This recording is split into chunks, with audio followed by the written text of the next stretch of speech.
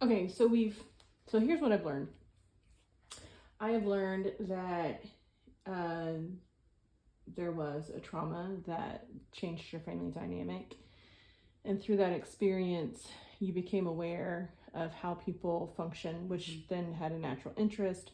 And then you go to Malone. But before we left, you're like, we might come back to this. You told me about a boyfriend that you had. What's that story? Yeah, I wondered about that. So we can obviously edit it out if it doesn't make sense. But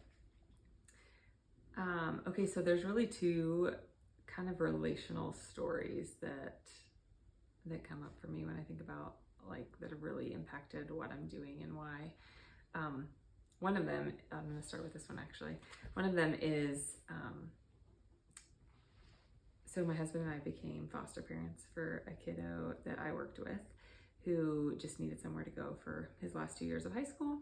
And so we took him in. He was kind of the model kid at this residential treatment facility where we worked, and just, needed somewhere to be. So we thought, easy, I'm quitting my job anyway because I'm pregnant and getting ready to start having babies. And so we'll take him in for a couple of years. And as soon as this kind of model kid comes home with us, he just flounders. He really struggled. So where everything was, getting great grades and doing well behaviorally and all those things at the residential facility, at home, he was struggling with suicidal ideation and self-harming. We were in and out of hospitalizations all the time and, taking knives to school, all those kinds of things. And what we quickly learned is that he had a personality disorder, so borderline personality disorder. And in this really structured residential treatment facility, he did great because he had all this external structure. But what they failed to do in this kind of cognitive and behavioral therapy modality was build in anything deeper. So for personality disorder, and really for all of us at a personality level, at a deeper level, we have to build those things in deeper or they don't stick. And so I was learning that as I was going through grad school and getting my master's in counseling. I'm also seeing this struggle, and I'm like, this cannot be the field I'm going into. This whole idea of just scratching the surface of growth and helping people to just cope with life cannot be what I signed up for. There has to be more. And at the time, I was taking a mental health counseling class that was all about deeper psychodynamic work. I was like, this is it. This is what actually gets at the drivers of the behavior, as opposed to just kind of at the surface addressing the behavior itself and kind of thought stopping and changing behaviors and those kinds of things, which is great and really helpful if that's all you need. But if what you're wanting is deeper change, really at the limbic level of the brain is what we're talking about, at that fight or flight level of being. If you want that deeper change, that you have to do this deeper work, which is more psychodynamic, more emotion focused, and even attachment centered work. And so I leaned in hard from that point on into that work and have been a sponge for all of the knowledge of the neuroscience and what drives that. And so when we talk about me doing executive coaching and having a counseling background, there's a piece of that what can be missed in translation is that we're doing actually really, really deep work, deep therapeutic work. And so I still delineate counseling as different from the coaching work that I do, because counseling is really about coming from kind of broken to healed. Coaching is really more coming from this place of functional to optimal. And to do that well and thoroughly, we do have to look backward and we do have to do deep work. And I'm using all of my counseling background and my awareness of the neuroscience and what actually creates deeper, lasting change as we're doing that work. So that's kind of how I got into this deeper model of counseling. So then this would be a totally different story, actually, answering your question about David. Just take a deep breath in. So. Okay. And now what's the second relational story that you say? Okay, so when I learned about how core relational experiences impact our being, right? These deficits that we all have in these areas of being able to attach well, or to set boundaries, or to integrate the good and bad in ourselves, or to step into adulthood, we all have difficulties in different areas of these, and all of those deficits that came, let me say this a different way. almost have to like describe the whole model, right? Go ahead, do it. Okay. So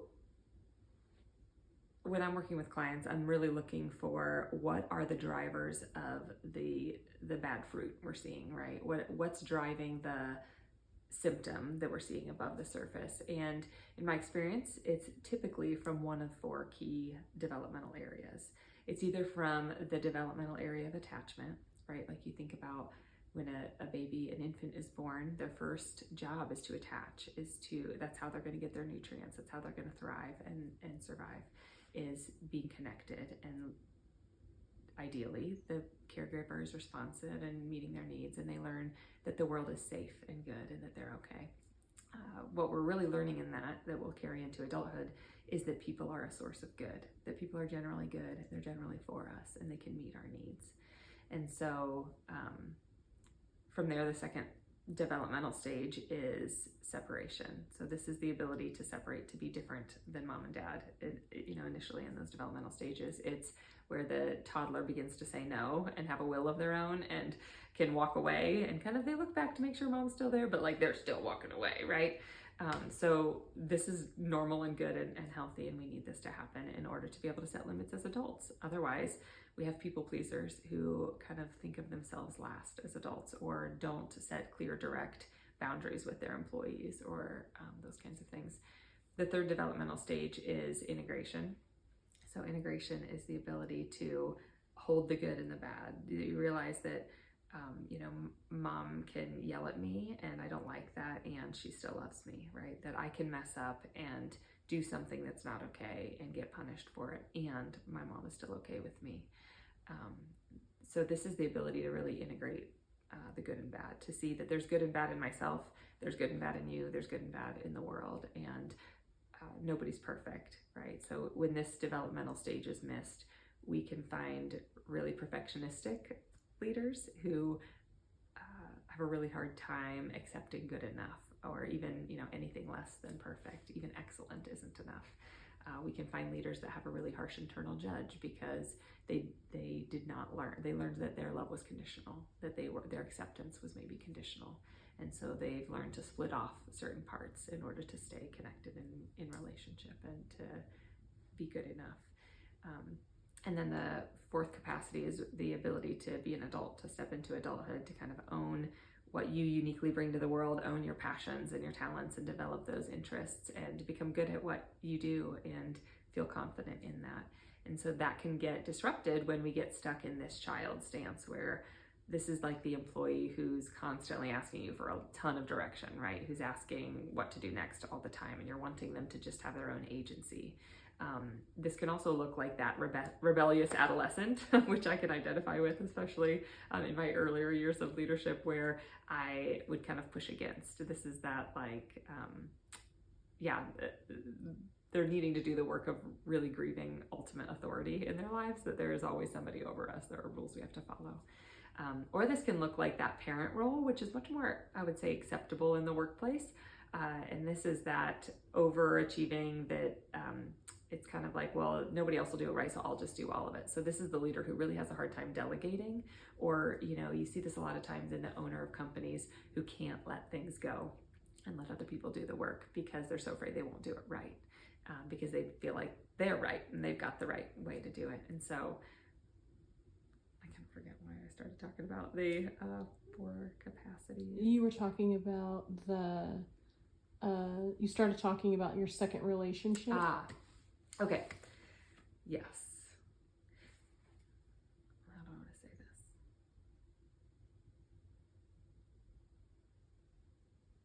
So when I was learning about this deeper model and this deeper way of creating healing and change, I should Can you just start over? Hold on just a second. Yeah. Let me just tweak that just a little bit. Okay, there you go. So as I learned about this deeper model of creating change in clients, I realized how true it had been in my own life in so many different experiences. So I think back to my senior year. I was this good Christian girl raised in this good Christian home and never did anything bad, because those bad things that I did do were actually just split off and, hidden from anyone. And my senior year was awful. I lost my grandpa in September, lost my other side of grandma in February, and had been in this relationship that was really unhealthy, and come to find he had cheated on me multiple times, got another girl pregnant. I mean, it was like literally awful. And so I find myself my senior year with having contracted an STD, and I went to Planned Parenthood because I didn't want my parents to know. Of course, they had no idea that I had ever done anything wrong, it felt like at the time. And so I went to Planned Parenthood. I had to use their insurance to get the medication because I couldn't afford it. So I was like, oh, this is going to devastate them. They'll never be proud of me again. These are the things that are going on in my mind. Like, okay, I'm salutatorian. I'll just give them that. Like my speech, my graduation, that'll be the last time they can be proud of me. So I'll just give them that and not tell them about it until after. So that's what was going on in my 18-year-old mind. I was so isolated. My one friend that went with me to the doctor kind of felt like she kind of judged, and she really didn't know how to support me. And so I was really just totally alone and experiencing this.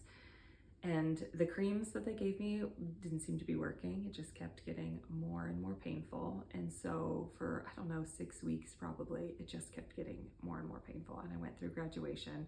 I remember like making my face look like I wasn't in pain, but feeling pain with every step up to the podium.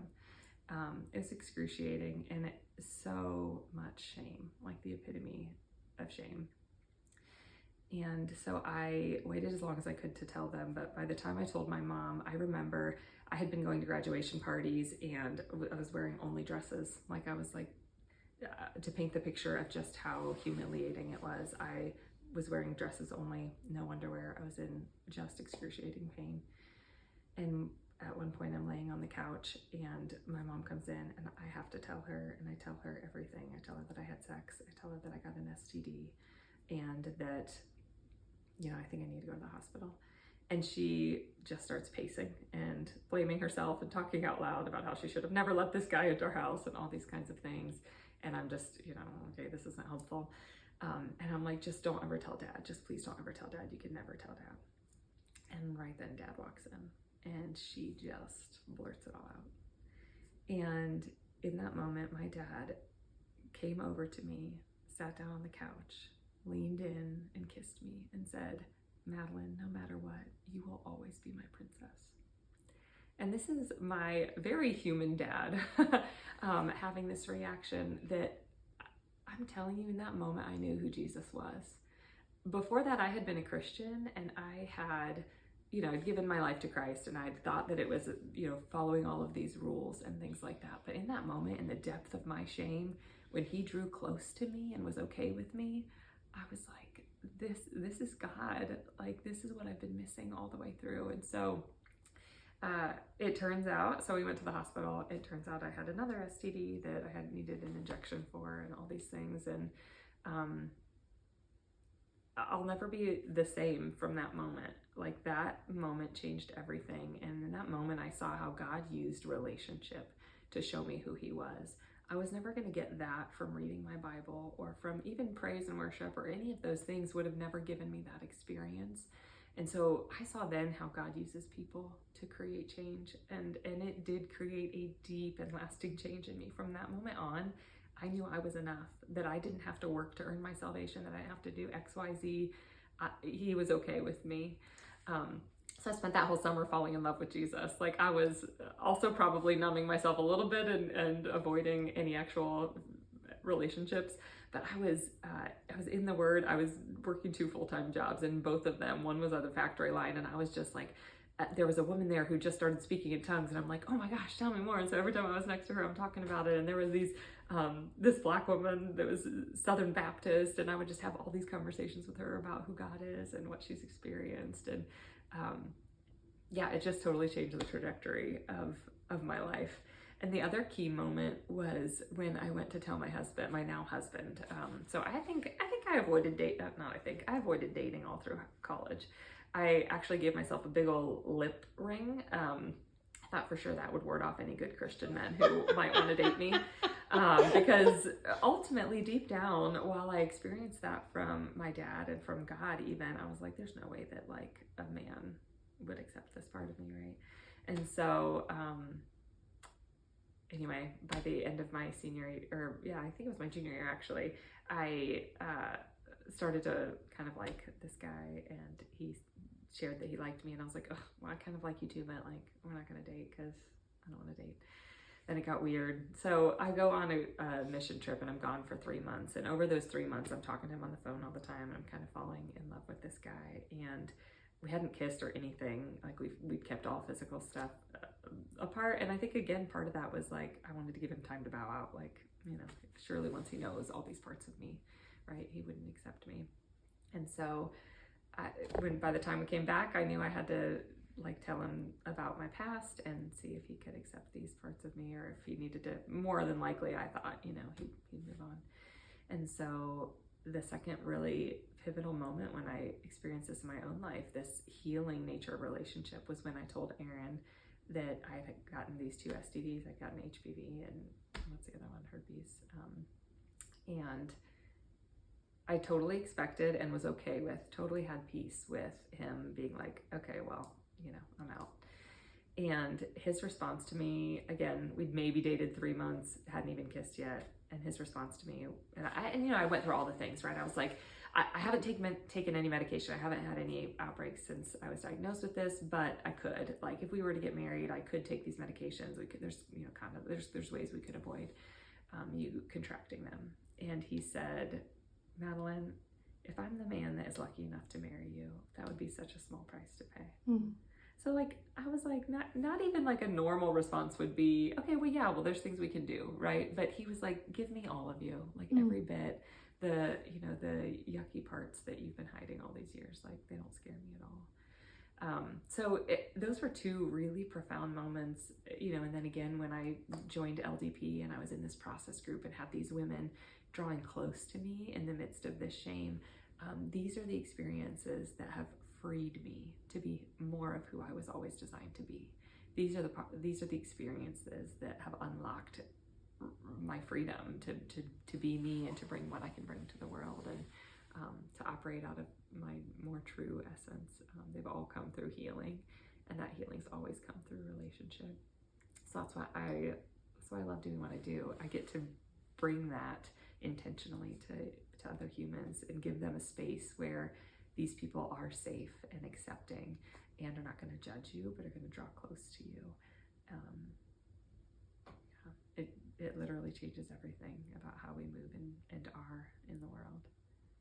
So is that when you say the reason why you do what you do is so that you can provide a space for other people to have opportunity to heal like you've healed? Mm-hmm. Yeah, I think to have opportunity to heal as I've healed, you know, and even more than that,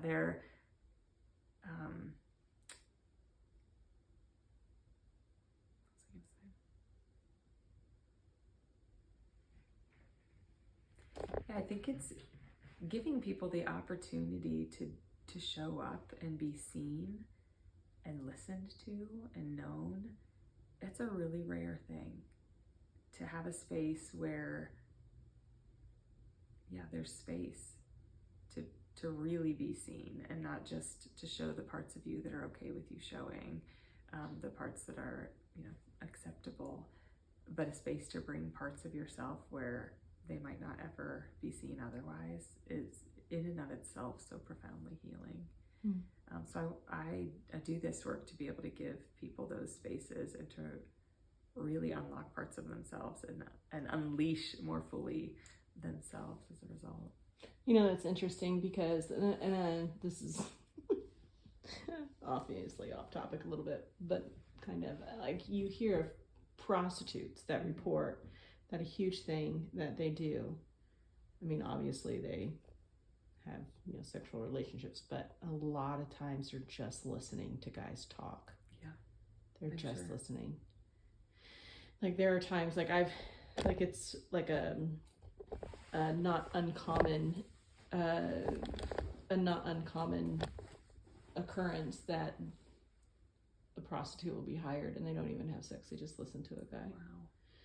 Because, I mean, and it's along what you say is that they're looking for a place where they can just share and be free and not be shamed. Because, you know, you're sharing this with the prostitute who's not, like, what's she Right. gonna shame you about? Right. So it's really interesting. I see Right. a correlation. You're like, it's a better way to. Yeah. It's a. I should say it's a theme in other professions. I know. Well, yeah. I mean, you think about it. Like, that's really the most fundamental need of every human, is to be known and to belong. Like, deeper than any other need. I mean, you can have all of your needs met, physically, tangibly, nutrition wise, but if a baby is not held and cared for and loved, they don't thrive. They cannot live without that nurturing acceptance and connection. Sorry, I have to take a you're break here. Okay.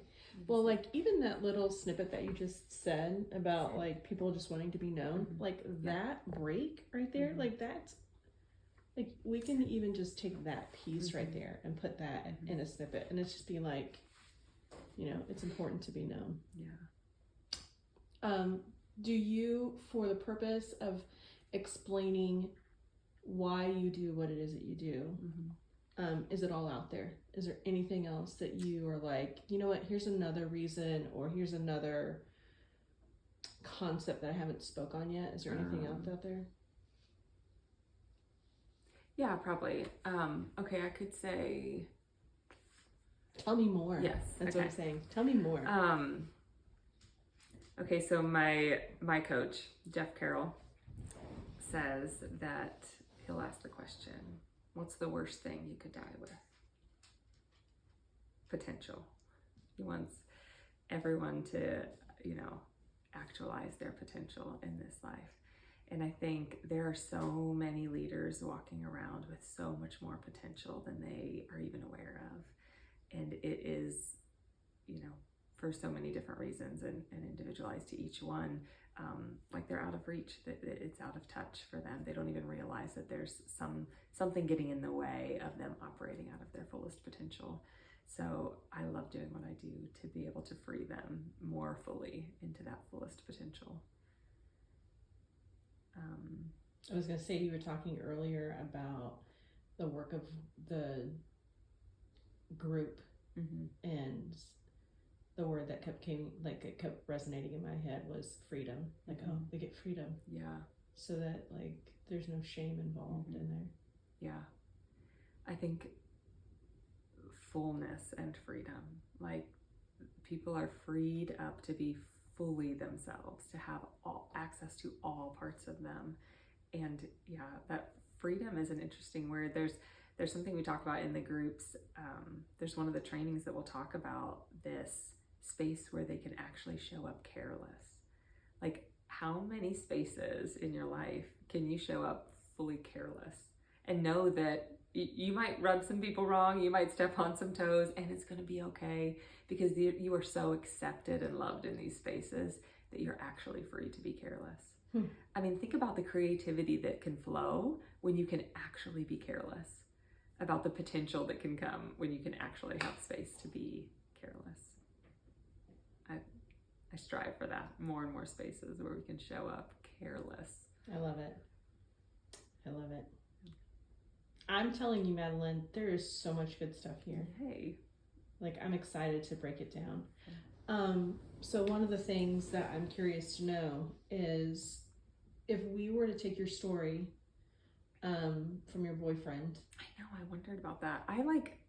Because I'm doing a training in for Bachelor Creek, and I thought about sharing that. I mean, like, I've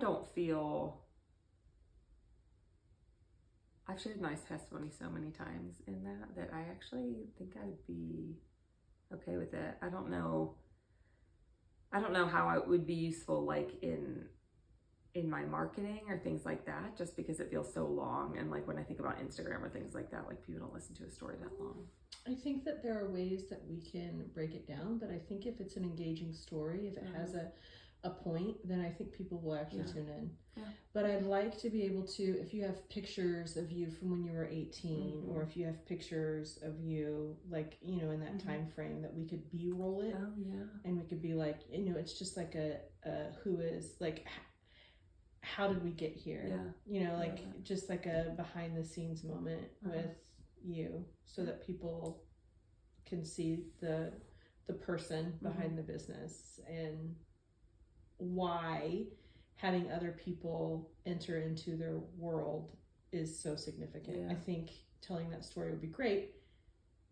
Have you had any kind of reconciliation with that guy over? Just curious. No, he moved away and I only called to let him know that I had these diseases because I thought he should know that he's carrying these diseases around and giving them to people. And he gaslit me and said I must have had sex with somebody else and that he doesn't have them. That's the last I spoke to him. So he's probably in a lot of pain if he's not getting treated. Well, I mean, actually, they can go pretty dormant in men, especially. Really? So he may not even realize he has it. Interesting. I know. Yeah, kind of a jerk. Yeah. What was it that attracted you to this guy? Well, from a psychological standpoint, I would say we're usually, especially if we're a good girl and we've learned to, like, you know, follow all the rules, then we usually act out through dating the person acting out, right? Like, we get to act out vicariously. So I didn't do drugs, or I didn't, you know, do bad things, but I dated the guy who did. I see. Okay. What else do you want to tell me in this space before we transition? Okay. One thing that might be helpful with, like, the more this kind of background is something that comes up a lot in, okay, maybe I'll just start saying it like that. Bring it. What are you gonna teach me? Like, I really, I am, like, this is, I know that we're recording and, you know, you're doing stuff, but I'm learning so much. So I'm like, okay, what do you want to teach me now? What do you want to educate me on? Yes. Yeah. But before you do it, let me just do this one little thing, because there's a little hair that has come free, and I'm going to spray him down. And if you want to talk about some credentialing here, in this space, you can do that too, because it's very, you know what I mean, we're in a, and look, I'm telling you true, if we don't hit everything, it's okay, we can come back and do it again. Yeah. Well, yeah, I can do, that would fit with what I was kind of gonna say too. Okay. Teach me, tell me more about you. Oh, my chair will comfy. Okay. So something that comes up a lot as an educator, because I teach master's level counseling classes at Townsend Institute for Leadership and Counseling, is counselors and coaches alike really need to be doing their own work in order to serve their clients well. And I think that's true for leaders even. Leaders, if you're not doing your own work, you're leading out of a space of your deficits, and it is influencing the people below you. I mean, it kind of starts at the top, whether it's the good fruit or the bad fruit, it's filtering down from the top. And so there's this saying that coaches that are not being coached are guilty of malpractice. And I think that that's true of counselors. I think counselors not being counseled are guilty of malpractice. I think leaders not being led, not getting fueled in that space are guilty of malpractice. I think it's all of our responsibility, really, as humans, especially if we're leading anyone else, to be doing our own work and to be, you know, kind of healing those parts that are going to otherwise be passed on to our kids, our employees, or whoever else. So that was the thing I was going to say about that. It's insightful. We really can only take other people as far as we have been willing to go ourselves. And so I'll often have clients that hire me and they're like, we did not go there with my last counselor, or, you know, this or that. And I'm like, yeah, you can only go as far as they've been willing to go themselves. They can't take you further than they've gone. And so I think it's really important for all of us to be doing our own work. Okay, the other thing you said was about credentialing. So my background is in mental health counseling. So I'm a licensed mental health counselor in the state of Indiana. And I have, in addition to that, received a master's in, oh my gosh, what's it called? In addition to, well, I feel like I should say the whole thing again, so I'll have to edit it all again. Edit it in place. Okay, so I earned my psychology degree from Malone University in my undergrad. I got my master's in counseling from Huntington University and am a licensed mental health counselor in the state of Indiana. And I further have a master's certificate in executive coaching, and I'm going through ICF certification right now, which is kind of the gold standard of executive coaching. I will say I'm not your average executive coach because I bring in a lot of my counseling background to take executive coaching even deeper than most people are thinking of when they're thinking of executive coaching. I also have over 100 hours of postgraduate work in training in psychodrama and sociometry, which sound crazy and are maybe sound scary, but are so helpful in the business space, as shows up a lot in a lot of the presentations I do and work I do with organizations. So that was a question I was going to ask earlier. What exactly is psychodrama? Yeah, so psychodrama is a type of psychodynamic therapy. It's a group therapy. So, when you think of a process group, you might think of people sitting around in a circle and sharing their feelings and, crying and that kind of thing, which is great.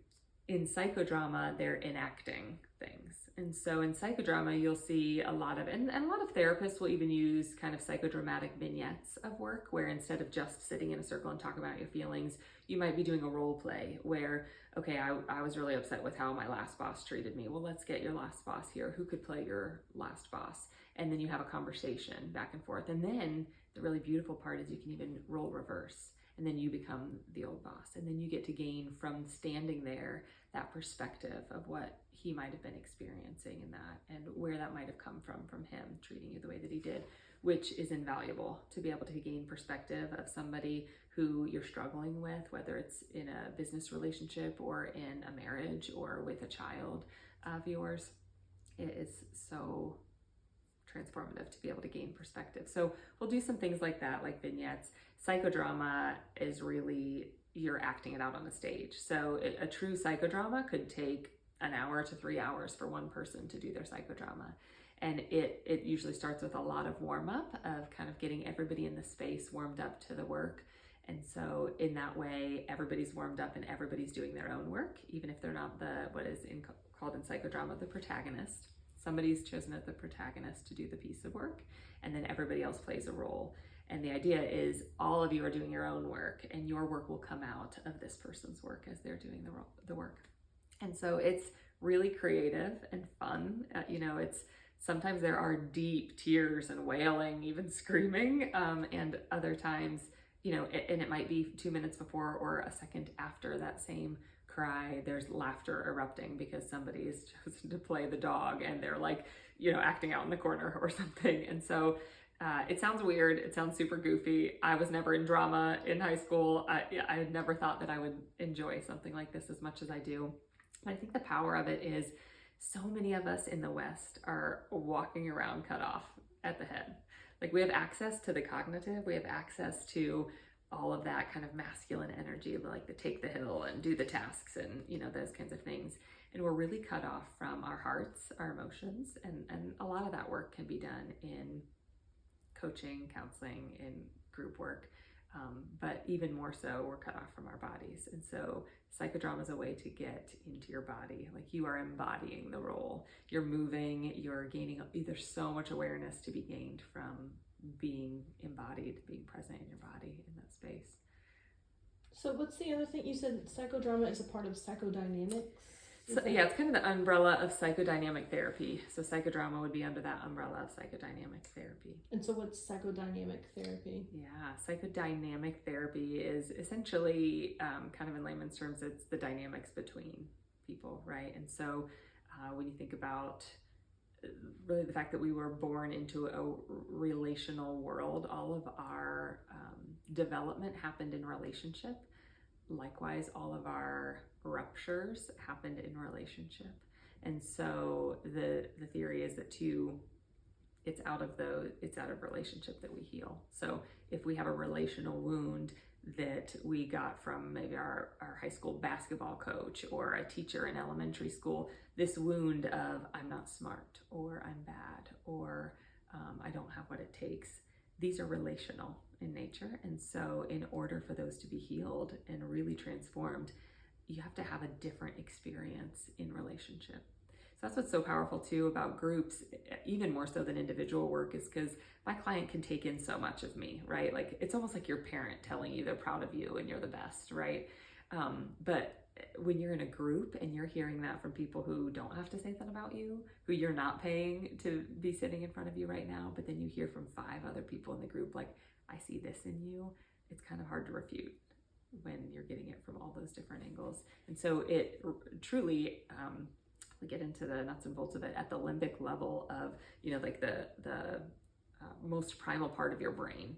I'm pointing to my hand because there's this hand model where this is like the frontal lobe, and this is like the brainstem. This is like your amygdala is way down here. This is like the fight or flight or freeze or fawn part of your brain. This is what's firing when we lose our mind, right? When we are hijacked in relationship, whether it's at work or at home, when we're unable to be present and stay in it, it's because that's firing and it's saying, I'm scared, right? Like I need to protect myself. And so when your defenses come up, you're firing from there. You're not firing from your frontal lobe that's reason-based and all those kinds of things. You're firing from this primal place of, I just need to survive. And so it feels like when you're getting feedback from your boss, I just need to survive. And so there's all these defenses that come up in different ways. So maybe your defense is, no, boss, you're bad. Or maybe your defense is, shame and, like I must be bad and it's all me.